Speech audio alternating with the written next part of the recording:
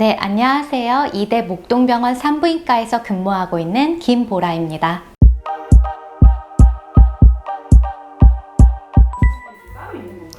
사실 건강검진이란 질병의 증상이 없는 초기 단계의 조기 발견을 통해서 빠르게 치료할 목적으로 시행하는 검사입니다. 보통 대표적으로는 국가검진이 있는데요. 만 20세 이상의 성인이라면 2년에 한 번 일반 검진을, 그리고 특정 연령대 위험인자가 있는 환자라면 6대 암 검진을 진행받게 됩니다. 여성의 경우 남성보다 호발하는 질병인 유방이나 갑상선 질환에 대해 검진을 받을 수 있고, 유방 초음파나 유방 엑스레이, 그리고 갑상선 초음파를 시행해 볼 수 있습니다. 또한 여성에게만 존재하는 장기인 자궁이나 난소의 질병을 확인하고자 검사를 시행할 수 있고, 여기에는 크게 3가지 종류의 검사가 있을 수 있습니다. 첫 번째로 자궁이나 난소, 나팔관의 구조적 이상을 확인하는 골반 초음파를 시행해 볼 수 있고요. 두 번째로는 자궁 경부의 세포의 이상이나 암세포의 유무를 확인하는 자궁 경부암 검사를 진행해 볼 수 있습니다. 마지막으로 바이러스나 세균, 곰팡이, 성매개 감염 질환 등의 병원균을 확인하기 위한 질분비물 검사를 시행해 볼 수 있습니다. 네, 골반 초음파랑 골반 내 자궁이나 난소의 구조적 이상을 확인하는 검사로서 복강 내 장기는 수술적으로 접근하지 않는 한 직접 확인하기가 어렵습니다. 따라서 초음파 검사를 이용해서 확인하게 되는데요. 질병의 상태나 또는 성관계 유무에 따라서 복부, 질, 항문 등의 접근법을 이용해서 검사를 시행하게 되고, 그렇지만 성관계를 경험한 적이 있는 여성이라면 이제 질을 통한 초음파 검사법이 가장 선호되는데, 그 이유는 이제 초음파를 질로 봤을 때 장기에 가장 근접하게 되고 해상도가 높아서 이 방법을 가장 추천드립니다. 이와 달리 자궁경부암 검사는 자궁경부의 세포의 이상이나 암세포의 유무를 확인하기 위해서 여러 단계를 통해서 검사를 진행하게 됩니다. 우선 자궁경부암 검사라고 한다면 사람들이 많이 1차로 진행하는 자궁경부 질 세포진 검사와 자궁경부 액상세포 검사를 이제 일컫게 되는데요. 이 검사는 질에 질경을 삽입해서 자궁경부를 노출시킨 다음에 부드러운 브러쉬로 세포를 얻은 다음 검사를 진행합니다. 이때 검사 결과는 정상 또는 염증, 비정형세포, 그리고 비정상세포, 이렇게 결과를 받아볼 수 있습니다. 이때 염증 이상의 안 좋은 결과가 나오게 된다고 한다면 그 다음 검사를 진행하게 되는데, 그것은 바로 자궁경부암의 원인으로 알려진 인유두종 바이러스, 즉 HPV 검사를 뜻하게 됩니다. 이 검사에서 HPV가 감염이 되어 있지 않다면 음성, 감염이 되어 있다면 양성, 그리고 몇 번 바이러스가 감염이 되어 있는지 검사 결과가 나오게 됩니다. 보통 자궁경부암의 대다수의 원인으로 알려진 HPV 16번이나 18번, 그 밖에 바이러스가 감염돼 있다라는 결과를 받으시면요, 그 다음 단계인 질확대경 검사와 조직검사를 시행합니다. 질확대경 검사는 자궁경부를 현미경으로 최대 40배까지 확대해서 이상 부위를 확인을 하게 되고요. 그 부위에 일부 조직을 채취해서 검사를 진행하고, 이때 결과는 정상 또는 염증, 이형성증, 그 다음에 제자리에 암이 있는 상피암, 그 다음으로는 침륜암의 단계로 결과를 받아보실 수 있습니다. 이 각 단계에 맞춰서 필요하다면 치료를 진행하게 됩니다. 네, 엄밀히 말하면 여성이 맞아야 하는 백신은 따로 없습니다. 하지만 대중적으로 여자들이 많이 맞는 백신, 즉 인유두종 바이러스 HPV 백신이라고 하는 것을 말할 수 있겠는데요. 앞서 말씀드린 대로 자궁경부암의 원인이 되는 인유두종 바이러스를 예방하기 위한 목적으로 만들어진 백신입니다. 현재 시중에는 서바릭스 2가, 그 다음에 가다실 4가, 가다실 9가, 총 이렇게 3가지의 백신이 있는데요. 먼저 서바릭스 2가의 경우에는 자궁경부암의 원인의 70%에 해당하는 HPV 16번과 18번을 예방할 수 있도록 만들어진 백신이고요. 가다실 4가의 경우에는 이에 더해서 6번, 11번을 포함되어 있고 가다실 9가의 경우에는 31번, 33번, 45번, 52번, 58번 이렇게 예방할 수 있도록 만들어진 백신입니다.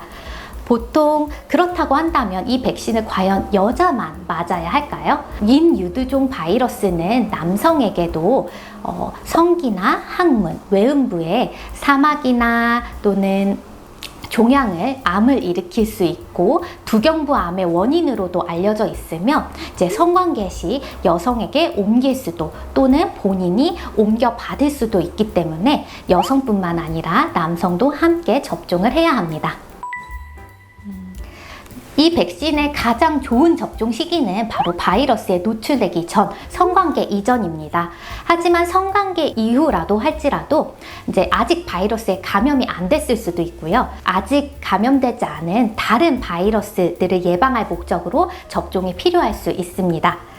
남성은 만 9세에서 15세, 그리고 여성은 만 9세에서 26세에 접종하면 가장 좋다라고 권고가 되어 있기는 하지만 성관계가 활발한 40대 중반까지도 백신 접종은 권고가 되고 있고요.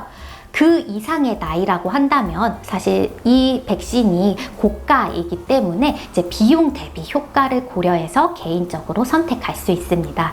보통 어린 나이에 접종을 하게 되면은 항체 생성 능력이 조금 더 높아서 그런 연구 결과를 토대로 이제 9세에서 13세쯤에 이 백신을 접종하게 되면 2번만 접종해도 성인과 동등한 항체 생성률을 보인다고 알려져 있기 때문에 이제 내가 언제 첫 접종을 했냐 그 시기에 따라서 접종 횟수에는 좀 차이가 있을 수 있겠습니다.